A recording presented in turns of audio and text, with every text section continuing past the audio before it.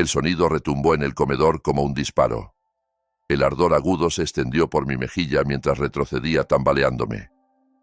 Mi mano voló instintivamente hacia la marca roja que florecía en mi rostro. El pavo del día de Acción de Gracias quedó olvidado sobre la mesa, mientras 12 pares de ojos me observaban. Algunos con sorpresa, otros con satisfacción, todos en silencio. Mi esposo Mateo se erguía sobre mí, con las manos aún levantadas, el pecho agitado por la ira. «No vuelvas a avergonzarme frente a mi familia», gruñó, su voz cargada de veneno. Su madre sonrió con sorna desde su asiento. Su hermano soltó una risa ahogada. Su hermana puso los ojos en blanco, como si yo lo mereciera. Pero entonces, desde un rincón de la habitación, surgió una voz tan pequeña y afilada que podía cortar el acero. «Papá». Todas las cabezas se volvieron hacia mi hija Elena, de 9 años, que estaba junto a la ventana con su tableta apretada contra el pecho. Sus ojos oscuros, tan parecidos a los míos, contenían algo que hizo cambiar el aire en la sala. Algo que hizo vacilar la sonrisa arrogante de Mateo.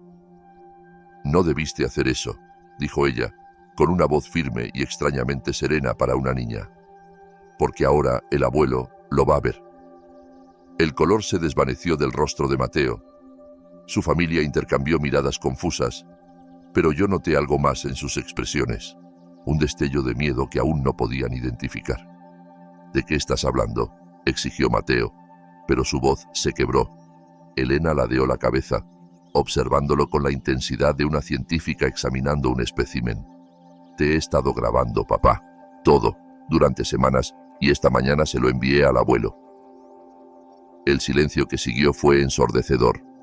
La familia de Mateo comenzó a removerse inquieta en sus sillas, comprendiendo de pronto que algo había salido terriblemente mal, de manera irreversible. «Me dijo que te dijera», continuó Elena, su voz infantil cargada con el peso de una condena inminente, «que viene en camino». Fue entonces cuando empezaron a palidecer. Fue entonces cuando comenzaron las súplicas. 3 horas antes, yo estaba en la misma cocina, untando meticulosamente el pavo, mientras mis manos temblaban de agotamiento. El moretón en mis costillas, de la lección de la semana pasada, aún dolía con cada movimiento, pero no podía dejar que se notara. No con la familia de Mateo a punto de llegar, no cuando cualquier signo de debilidad se usaría como munición. «Teresa, ¿dónde diablos están mis zapatos buenos?», gritó Mateo desde arriba, y yo me encogí a pesar de mí misma. «En el armario, cariño, lado izquierdo, estante de abajo», respondí, modulando cuidadosamente la voz para evitar otro estallido. Elena estaba sentada en la barra de la cocina, supuestamente haciendo tareas, pero sabía que me observaba. Siempre observaba ahora, con esos ojos inteligentes que no se perdían nada. A sus 9 años, había aprendido a leer las señales de advertencia mejor que yo. La rigidez en los hombros de Mateo al entrar por la puerta, la forma particular en que carraspeaba antes de lanzar una diatriba, el silencio peligroso que precedía sus peores momentos. «Mamá», dijo en voz baja, sin levantar la vista de su hoja de matemáticas, «¿estás bien?». La pregunta me golpeó como un puñetazo. ¿Cuántas veces me la había hecho? ¿Cuántas veces había mentido diciendo que sí, que todo estaba bien, que papá solo estaba estresado, que los adultos a veces discutían pero no significaba nada? «Estoy bien, cariño», susurré, el sabor amargo de la mentira en la lengua. El lápiz de Elena se detuvo. «No, no lo estás». Antes de que pudiera responder, los pasos pesados de Mateo bajaron retumbando las escaleras. «Teresa, la casa parece un basurero. Mi madre llega en 1 hora y ni siquiera puedes...». Se interrumpió al ver a Elena observándolo. Por un breve instante, algo parecido a la vergüenza cruzó su rostro, pero desapareció tan rápido que pude haberlo imaginado. «Elena, ve a tu habitación», dijo secamente. «Pero papá, estoy haciendo tareas como dijiste». «Sí, pero...». Elena recogió sus libros con lentitud deliberada. Al pasar junto a mí, me apretó la mano, un gesto pequeño de solidaridad que casi me rompe el corazón. En la puerta de la cocina se detuvo y miró a Mateo. «Sé amable con mamá», dijo simplemente. La mandíbula de Mateo se tensó. Disculpa. Ha estado cocinando todo el día, aunque está cansada. Solo sé amable. La audacia de una niña de 9 años enfrentándose a su padre lo dejó sin palabras por un momento. Pero vi el destello peligroso en sus ojos, cómo sus manos se cerraban en puños. Elena, ve, dije rápidamente, intentando desviar la tensión. Ella asintió y subió las escaleras, pero no sin que yo notara la determinación en su mandíbula, tan parecida a la de mi padre cuando se preparaba para una batalla. Esa niña se está volviendo muy insolente, murmuró Mateo, volviendo su atención hacia mí. La estás criando para que sea irrespetuosa. Solo es protectora, respondí con cuidado. ¿No le gusta ver? ¿Ver qué? Su voz bajó a ese susurro peligroso que me helaba la sangre. ¿Le estás contando historias sobre nosotros, Teresa? No, Mateo, jamás lo haría. Porque si lo estás, si estás envenenando a mi hija contra mí, habrá consecuencias. Su hija. Como si yo no tuviera derecho sobre la niña que había llevado 9 meses, amamantado en cada enfermedad, abrazado en cada pesadilla. El timbre sonó, salvándome de responder. Mateo enderezó su corbata y se transformó al instante en el esposo encantador y el hijo perfecto que su familia conocía y adoraba. El cambio era tan fluido que aterrorizaba. «Hora del espectáculo», dijo con una sonrisa fría. «Recuerda, somos la familia perfecta». La familia de Mateo invadió nuestra casa como una plaga de langostas bien vestidas, cada uno con su arsenal de comentarios pasivo-agresivos e insultos velados. Su madre, Josefina, entró primero, su mirada crítica escaneando la casa en busca de defectos. «Oh, Teresa, querida», dijo con ese tono empalagoso cargado de condescendencia. «Has hecho algo con la decoración, qué rústico». Había pasado 3 días perfeccionando esas decoraciones. El hermano de Mateo, Carlos, llegó con su esposa María, ambos luciendo ropa de diseñador y sonrisas superiores. «Huele bien aquí», dijo Carlos, y añadió en voz baja, «por una vez». El golpe real vino de la hermana de Mateo, Fernanda, quien fingió abrazarme mientras susurraba, «Te ves cansada, Teresa. ¿No duermes bien?» Mateo siempre dice que las esposas estresadas envejecen más rápido. Forcé una sonrisa y asentí, interpretando mi papel en este teatro retorcido, pero noté a Elena en la puerta, con su tableta en las manos, esos ojos agudos, registrando cada desaire, cada comentario cruel, cada momento en que su padre no me defendía. Durante la cena, el patrón continuó. Mateo se regodeaba en la atención de su familia mientras ellos me desmantelaban con precisión quirúrgica. «Teresa siempre ha sido tan sencilla», dijo Josefina mientras cortaba su pavo. «No mucho estudio, ya saben. Mateo realmente se casó por debajo de su nivel, pero es un buen hombre por cuidarla». Mateo no la contradijo. Nunca lo hacía. «¿Recuerdan cuando Teresa intentó volver a estudiar?», rió Fernanda. «¿Qué era?» «Enfermería». Mateo tuvo que ponerle un alto. Alguien debía enfocarse en la familia. No fue así. Me habían aceptado en un programa de enfermería, tenía sueños de independencia financiera, de una carrera que importara. Mateo sabotajeó mi solicitud, me dijo que era demasiado tonta para triunfar, que lo avergonzaría al fallar. Pero no dije nada. Sonreí, rellené sus copas de vino y fingí que sus palabras no me cortaban como vidrios rotos. Elena, sin embargo, había dejado de comer por completo. Se sentó rígida en su silla, con las manitas apretadas en el regazo, observando cómo la familia de su padre destrozaba a su madre pedazo a pedazo. El punto de quiebre llegó cuando Carlos habló de la promoción de su esposa. «María va a ser socia en su firma», anunció orgulloso. Por supuesto, ella siempre ha sido ambiciosa. No se conforma con solo existir. La palabra existir quedó suspendida en el aire como una bofetada. Incluso María pareció incómoda con la crueldad de su marido. «Eso es maravilloso», dije sinceramente, porque a pesar de todo, me alegraba por cualquier mujer que triunfara en su carrera. «Lo es», intervino Josefina. «Es tan refrescante ver a una mujer con verdadero empuje e inteligencia. ¿No crees, Mateo?» Los ojos de Mateo se encontraron con los míos a través de la mesa, y vi el cálculo en ellos.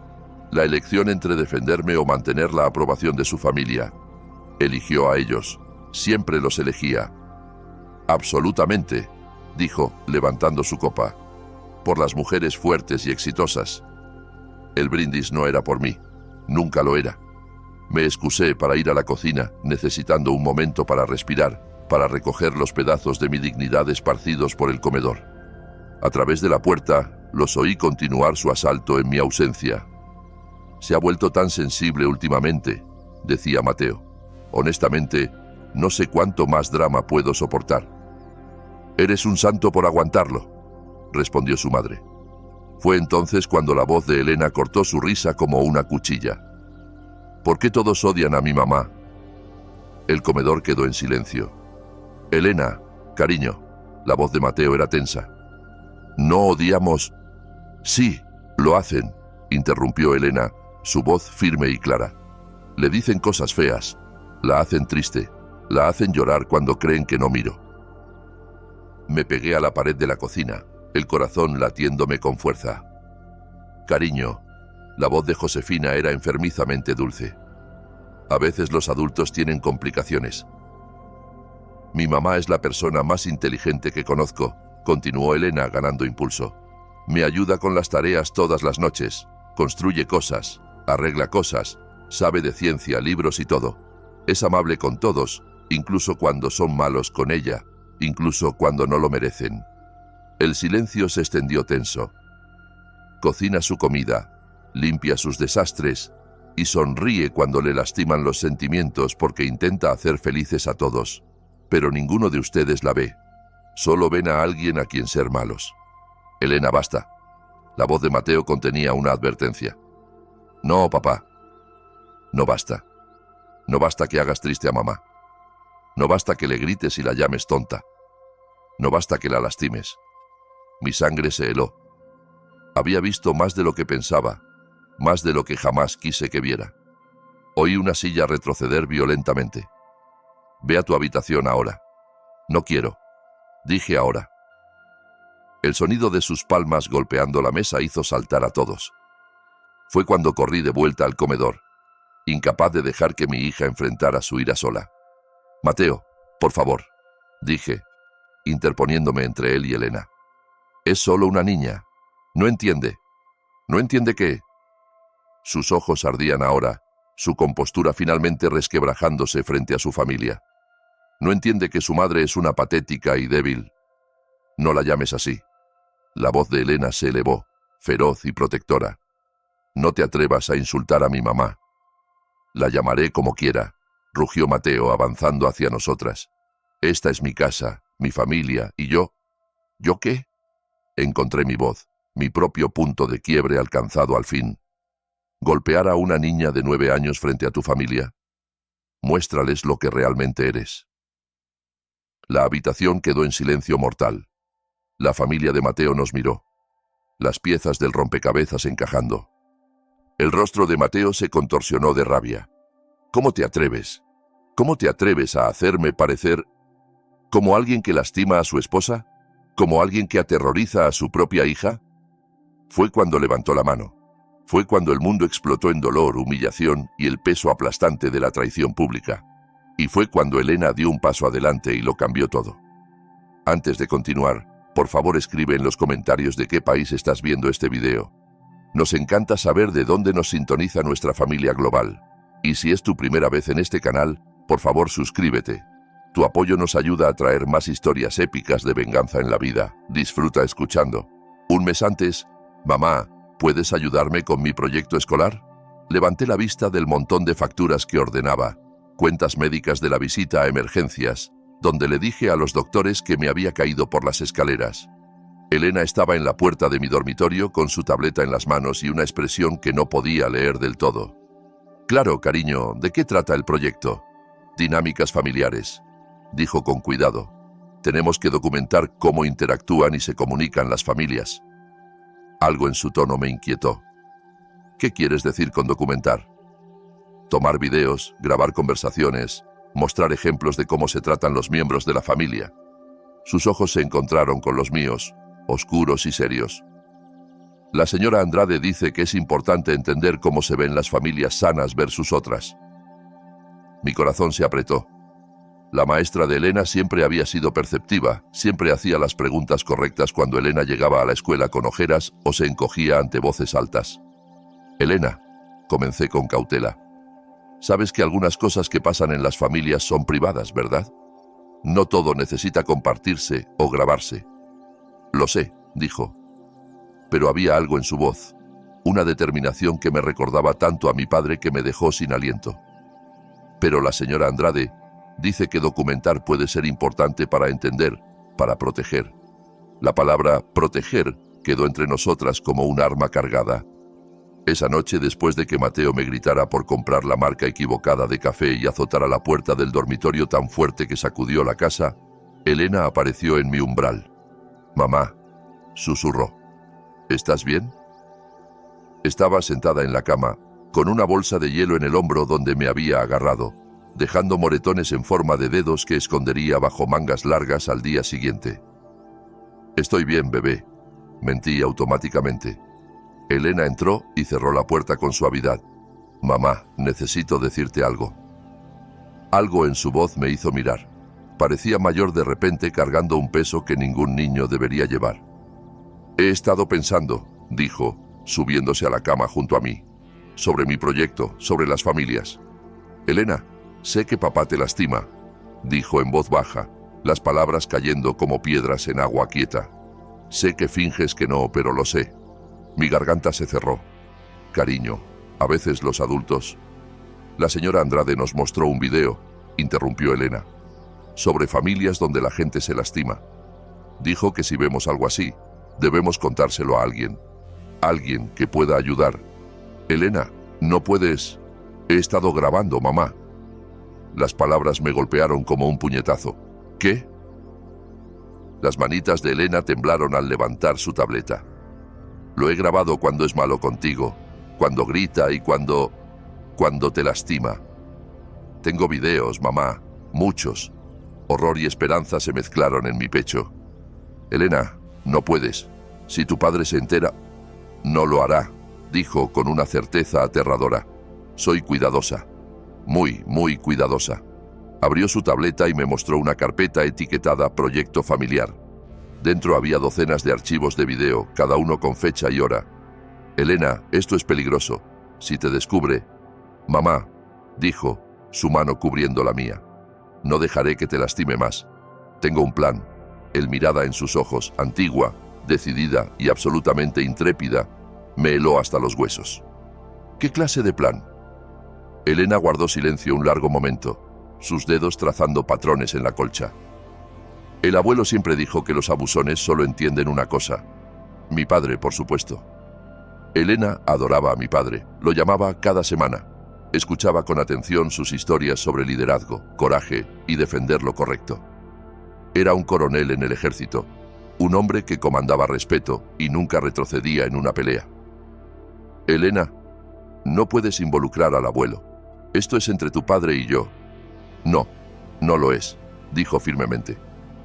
«Es sobre nuestra familia, nuestra verdadera familia, y el abuelo siempre dice que la familia protege a la familia».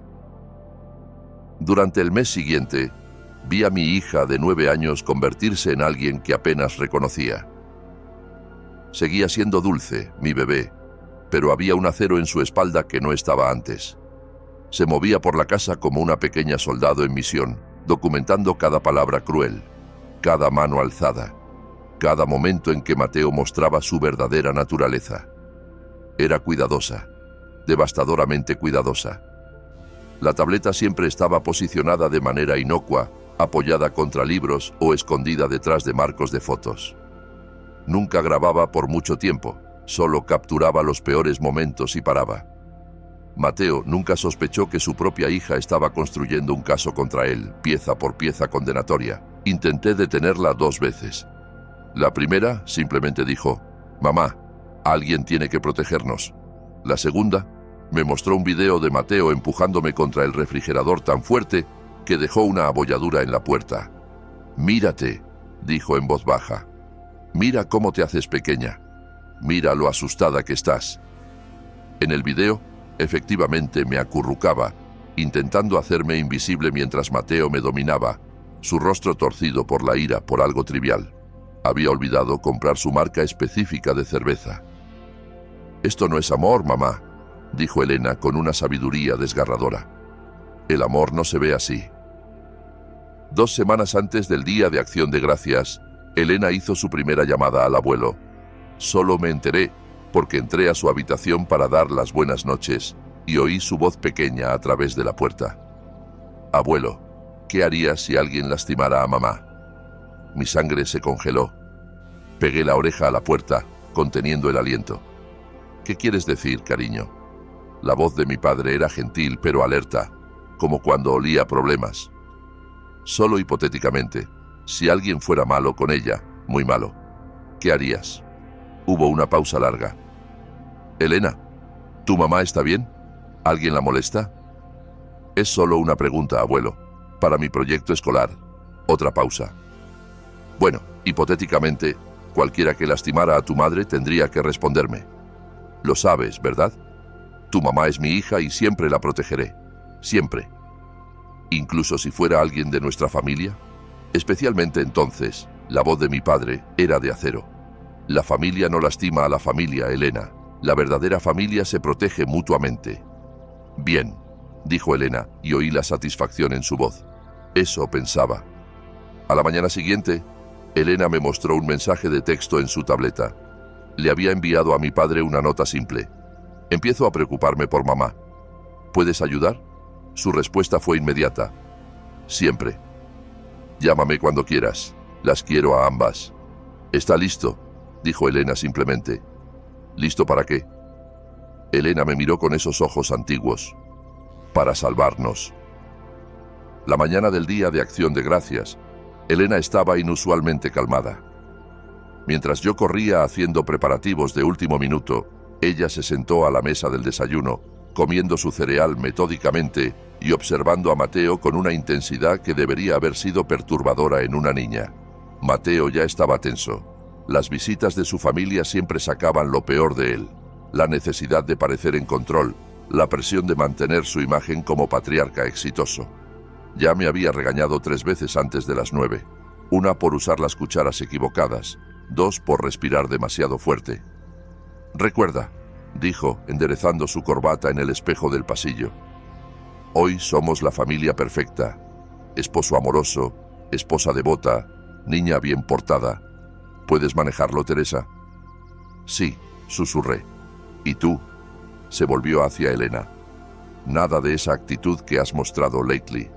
Los niños deben verse y no oírse cuando hablan los adultos». Elena asintió solemnemente. «Lo entiendo, papá». Algo en su complacencia fácil debería haberlo alertado, pero Mateo estaba demasiado enfocado en su propio desempeño para notar la mirada calculadora en los ojos de su hija. Su familia llegó en oleadas, cada miembro trayendo su propia toxicidad especial. Se instalaron en la sala como si fuera suya, comenzando de inmediato su ritual de humillación sutil. «Teresa, querida», dijo Josefina, aceptando una copa de vino. «Deberías hacer algo con esas raíces grises. Mateo trabaja tan duro para proveer. Lo menos que puedes hacer es cuidarte». Mateo rió. Realmente rió. «Mamá tiene razón. Le digo que se está dejando ir». Sentí el ardor familiar de la vergüenza, pero al mirar a Elena, vi sus deditos moviéndose en la pantalla de la tableta. Estoy segura de que estaba grabando. La tarde continuó en la misma vena.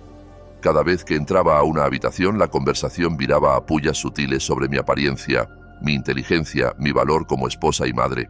Y cada vez Mateo se unía o guardaba silencio, su complicidad más devastadora que la crueldad abierta.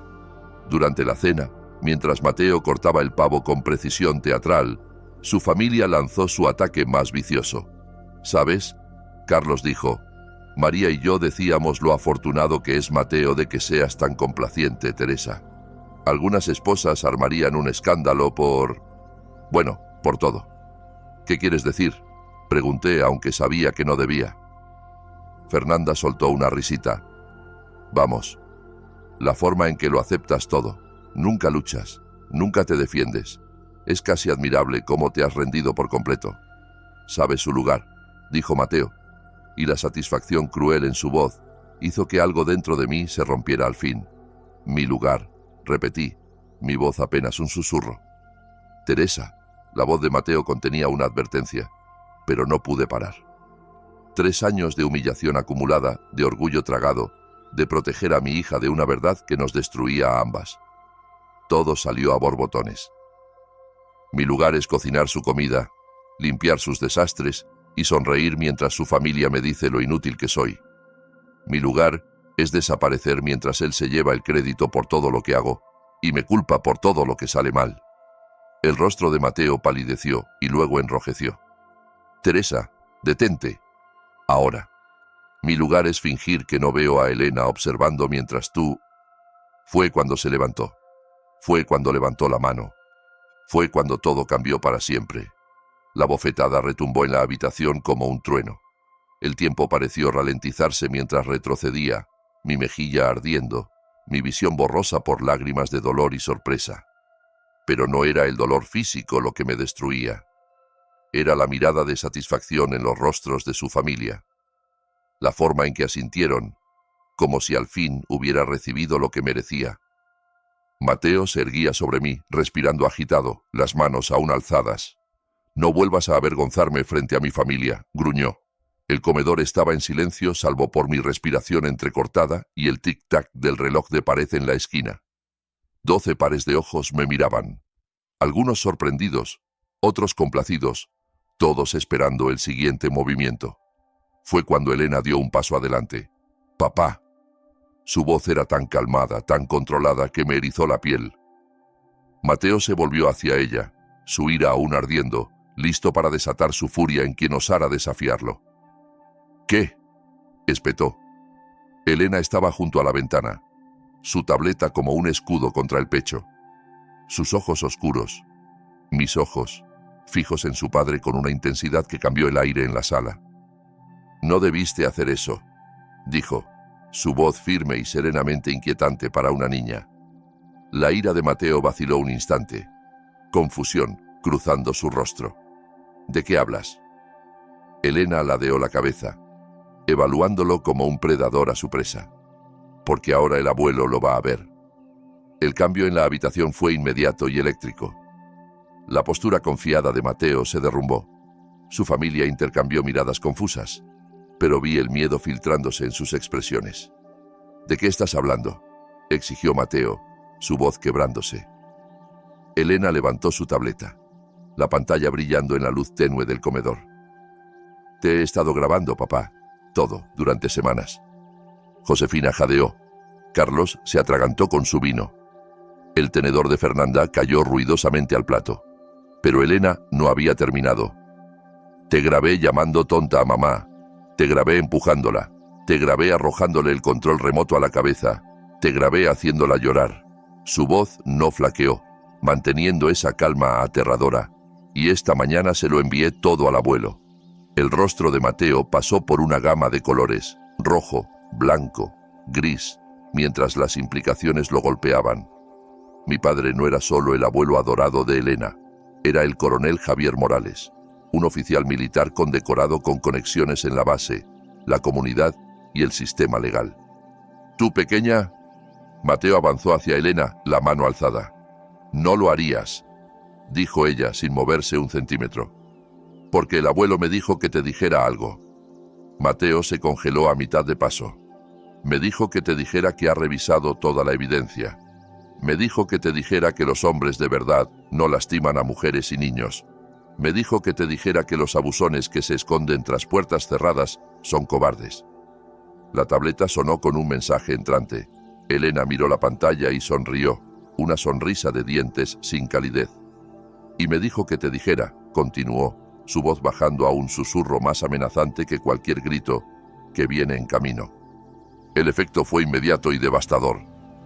La familia de Mateo comenzó a hablar al unísono, voces superponiéndose en pánico. «Mateo, ¿de qué habla?». «Dijiste que eran solo discusiones. Si hay videos, si el coronel los ve, no podemos asociarnos con...». Mateo levantó las manos, intentando recuperar el control, pero el daño estaba hecho. La máscara se había caído y su familia lo veía claramente por primera vez. «No es lo que parece», dijo desesperado. «Elena es solo una niña. No entiende. Entiendo que golpeaste a mi mamá, dijo Elena, cortando sus excusas como un cuchillo. Entiendo que la asustas. Entiendo que la haces sentir pequeña e inútil porque te hace sentir grande e importante. Hizo una pausa, mirando alrededor a la familia de Mateo con desdén abrasador. Y entiendo que todos ustedes sabían y no les importaba porque era más fácil fingir que mamá era el problema. El rostro de Josefina se había vuelto ceniciento. Elena, seguramente no crees que apoyaríamos. La llamaron tonta, la llamaron inútil. Dijeron que papá se casó por debajo. Dijeron que era afortunada de que la aguantara. La voz de Elena era implacable, catalogando cada crueldad con recuerdo perfecto. La hicieron más pequeña cada vez que venían. Los ayudaron a romperla. El silencio subsiguiente fue ensordecedor. Mateo miraba a su hija como si la viera por primera vez, y lo que veía lo aterrorizaba claramente. Esta no era la niña callada y obediente que creía conocer. Era alguien que había observado, aprendido, planeado. ¿Cuánto tiempo?, susurró. ¿Cuánto tiempo qué, papá? ¿Cuánto tiempo me has estado grabando? Elena consultó su tableta con precisión clínica. 43 días, 17 horas y 36 minutos de footage. Grabaciones de audio de otros 28 incidentes. Los números golpearon la habitación como golpes físicos. El hermano de Mateo, Carlos, miraba boquiabierto. Su esposa María tenía lágrimas en los ojos. Jesús, Mateo, respiró Carlos. ¿Qué has hecho? No he hecho nada, explotó Mateo, su compostura destrozándose por completo. Está mintiendo. Es una manipuladora pequeña. Elena giró calmadamente su tableta, mostrando la pantalla a la habitación. En ella, claro como el día, un video de Mateo agarrándome por la garganta y estrellándome contra la pared de la cocina mientras gritaba por la cena 5 minutos tarde. Esto fue el martes, dijo Elena conversacionalmente.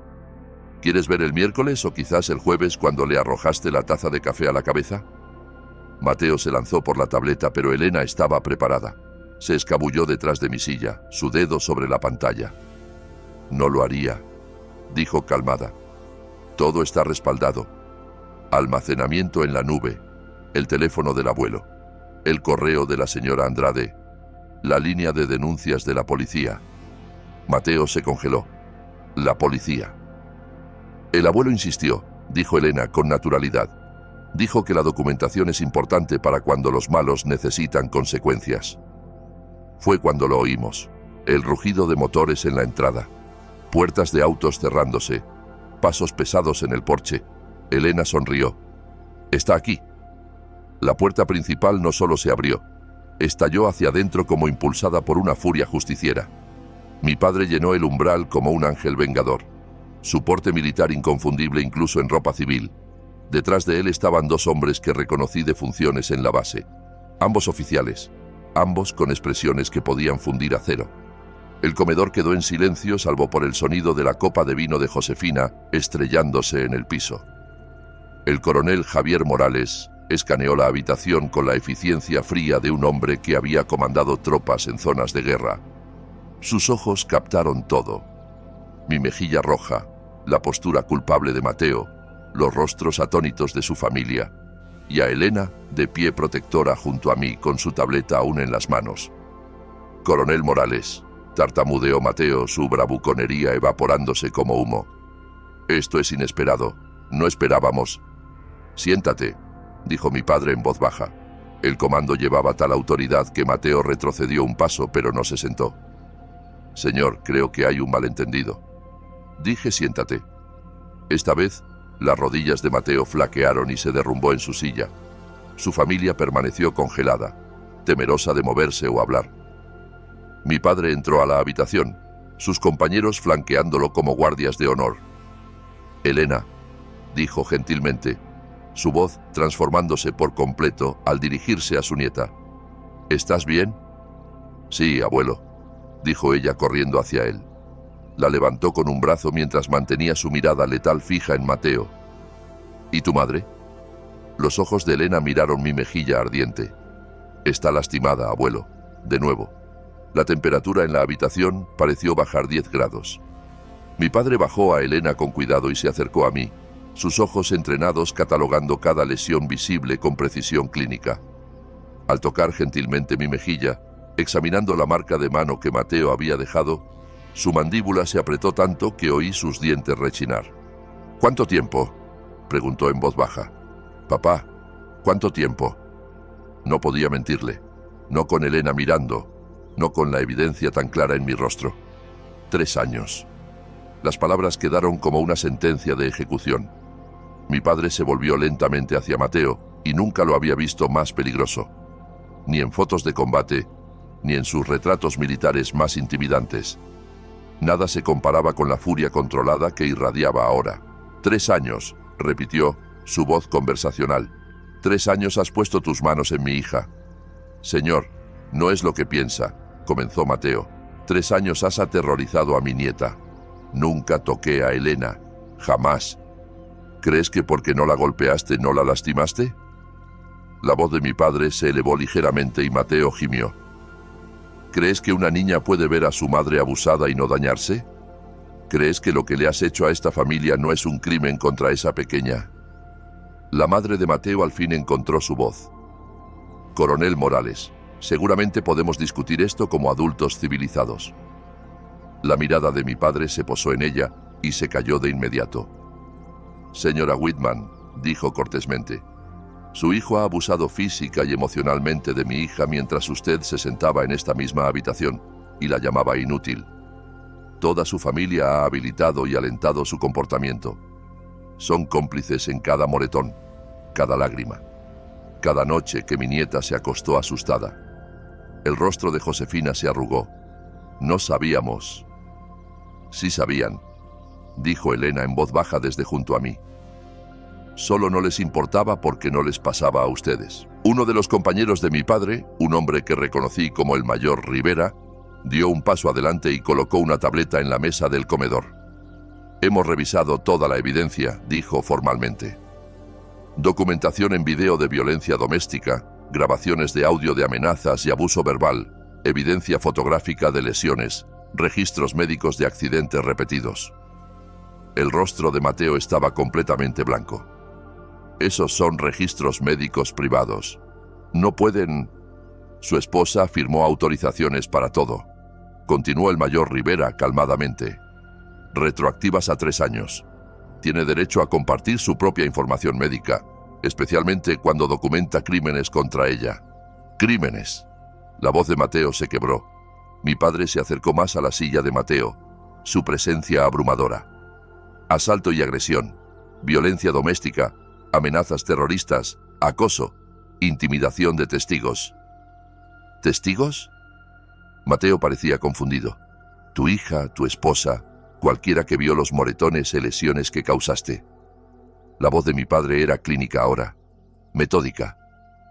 La maestra de Elena reportó sus preocupaciones a Servicios de Protección Infantil el mes pasado. Ya hay un expediente abierto. La habitación giraba. No tenía idea de que la maestra de Elena había llegado tan lejos. No sabía de registros oficiales, quejas formales. La pregunta, continuó mi padre, es ¿qué pasa ahora? La familia de Mateo intercambiaba miradas de pánico, comprendiendo al fin la magnitud de la situación que habían ayudado a crear. ¿Qué quiere?, susurró Mateo, la desesperación patente en su voz. Mi padre sonrió, pero sin calidez. Lo que quiero es llevarte afuera y mostrarte exactamente cómo se siente ser indefenso y asustado.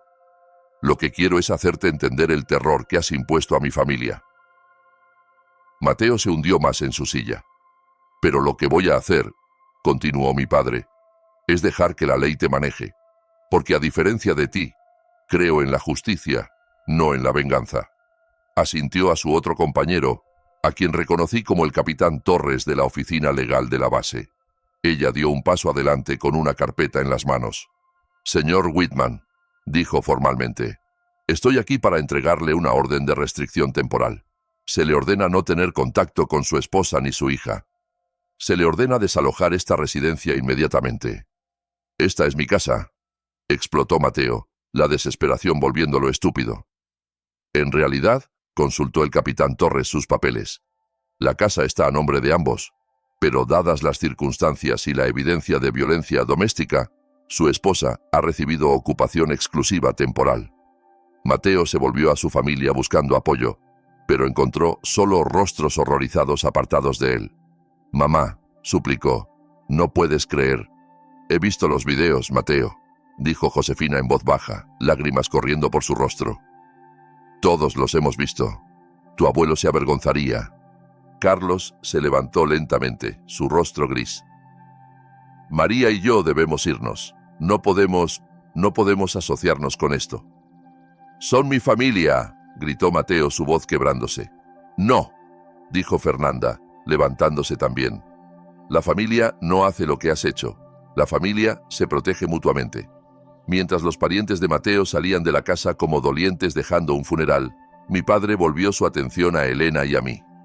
«Empaquen una maleta», dijo gentilmente. «Ambas vienen conmigo esta noche». «Pero esta es nuestra casa», protesté débilmente. «Esta era su prisión», dijo Elena con claridad sorprendente. «La casa del abuelo es hogar». Mateo aún estaba sentado a la mesa, mirando las ruinas de su vida. «Teresa», dijo desesperado, «por favor, puedo cambiar. Puedo buscar ayuda. No destruyas nuestra familia». «¿Sobre qué?» Encontré mi voz al fin, las palabras saliendo más fuertes que en años. «¿Sobre qué me golpees? ¿Sobre que aterrorices a nuestra hija? ¿Sobre 3 años de hacernos temer respirar mal?»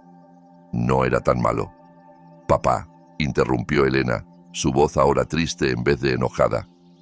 «Tengo 43 días de grabaciones que dicen que era exactamente tan malo». Mateo miró a su hija, realmente la miró, y pareció entender al fin lo que había perdido. No solo una esposa, no solo una casa, sino el respeto y amor de la persona que más debería admirarlo. «Elena, soy tu padre», dijo quebrado. «No», dijo ella con finalidad devastadora. «Los padres protegen a sus familias. Los padres hacen que sus hijos se sientan seguros. Tú eres solo el hombre que solía vivir aquí». 6 meses después, Elena y yo nos sentamos en nuestro nuevo apartamento, pequeño pero luminoso, con ventanas que dejaban entrar la luz del sol y puertas que podíamos cerrar sin miedo a quién entraría. La orden de restricción se mantuvo. Mateo fue condenado por múltiples cargos y sentenciado a 2 años de prisión, seguidos de manejo de ira obligatorio y visitas supervisadas con Elena. Elena no había pedido verlo aún. El divorcio fue rápido y decisivo. La familia de Mateo, horrorizada por la naturaleza pública de sus crímenes y aterrorizada por su propia exposición legal, lo presionó para no contestar nada. Obtuve la casa, que vendí inmediatamente. Obtuve la mitad de todo, más pagos sustanciales de manutención. Más importante, recuperé mi vida. «Mamá», dijo Elena desde su lugar en el sofá, donde hacía tareas. «La señora Andrade quiere saber si hablarás en su clase sobre resiliencia». Levanté la vista de mis libros de texto de enfermería. Sí, al fin perseguía ese título que Mateo me convenció de que era demasiado tonta para obtener. «¿Qué diría?» Elena lo consideró seriamente. «Quizás que ser fuerte no significa quedarse callada. Quizás que proteger a alguien a veces significa ser lo suficientemente valiente para pedir ayuda». Mi hija de 9 años, que había orquestado la caída de un hombre adulto con pensamiento estratégico y determinación inquebrantable, me daba consejos sobre coraje. «¿Y tú?», pregunté. «¿Estás bien con todo lo que pasó?». Elena dejó su lápiz y me miró con esos ojos antiguos que habían visto demasiado, pero seguían claros y esperanzados. «Mamá, ¿recuerdas lo que decías cuando tenía pesadillas? Me decías que las personas valientes no son las que no tienen miedo. Las valientes son las que tienen miedo pero hacen lo correcto de todos modos». Asentí, recordando innumerables noches susurrando esas palabras mientras ella temblaba en mis brazos tras oírnos pelear. «Tú fuiste valiente», dijo simplemente. «Te quedaste para protegerme aunque quedarte te lastimaba. Y yo fui valiente porque sabía que debía protegerte. Nos protegimos mutuamente». Las lágrimas nublaron mi visión. Debería haber salido antes. Debería haber... «Mamá», interrumpió Elena gentilmente. «Saliste cuando estabas lista. Saliste cuando era seguro. Saliste cuando supiste que estaríamos bien. Tenía razón. Por supuesto, mi brillante y notable hija tenía razón. La verdad era que no había salido, habíamos escapado. Y escapamos porque una niña de 9 años había sido más valiente, inteligente y estratégica que cualquier adulto en la situación. Había visto lo que necesitaba pasar y lo hizo realidad de manera metódica, cuidadosa y con efectividad devastadora. ¿Lo extrañas?, pregunté en voz baja. ¿A tu padre? Elena guardó silencio un largo momento. No extraño tener miedo todo el tiempo. No extraño verte encogerte y entristecerte cada día. No lo extraño en absoluto. Es malo. Hizo una pausa, luego añadió. Pero me gusta quién eres ahora. Te estás haciendo grande de nuevo. Tenía razón en eso también. Me estaba haciendo más grande, más fuerte, más ruidosa. Reía más, dormía mejor. Tenía opiniones de nuevo, sueños de nuevo, esperanzas para el futuro de nuevo. Mamá. La voz de Elena era pequeña ahora, vulnerable de una forma que rara vez se permitía. Sí, cariño. ¿Crees que otros niños tienen que hacer lo que yo hice? Grabar a sus padres y hacer planes y todo eso. La pregunta me rompió el corazón. Espero que no, bebé. Realmente espero que no. Pero si lo hacen, dijo, su voz fortaleciéndose. Quiero que sepan que pueden, que no están chismeando o siendo malos, que a veces los niños tienen que salvar a sus familias porque los adultos no pueden. Dejé mis libros y la atraje a mis brazos. Esta niña que nos había salvado a ambas. ¿Sabes qué, Elena? ¿Qué? Creo que eres la persona más valiente que he conocido. Se acurrucó contra mí. Por un momento era solo mi niñita de nuevo, no la mente estratégica que había derribado a su abusador con precisión militar. Lo aprendí del abuelo, dijo. Y de ti. Solo lo olvidaste por un tiempo. Fuera de las ventanas del apartamento, el sol se ponía, pintando el cielo en naranjas y rosas brillantes. Mañana tenía clases y Elena escuela, y ambas teníamos citas de terapia donde seguíamos procesando todo lo sucedido. Pero esa noche estábamos seguras, éramos libres, estábamos en casa.